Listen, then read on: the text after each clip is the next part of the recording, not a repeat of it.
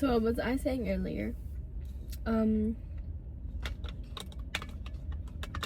So hindi ko nga sila nakausap unless they do talk to me. But since no one did, I was just silent the whole time.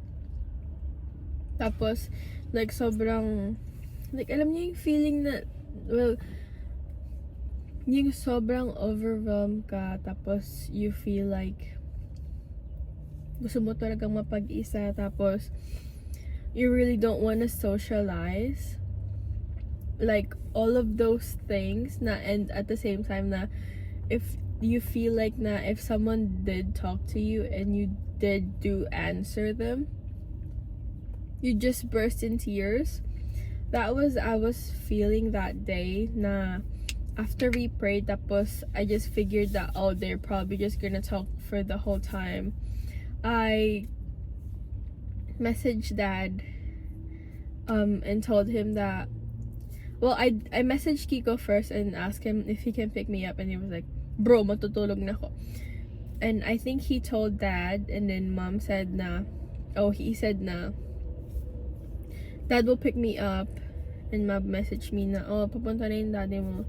So I just waited for his message. Tapos after nun, I just said bye to Ate Hannah. I was like, bye Ate Hannah, uwi na ako.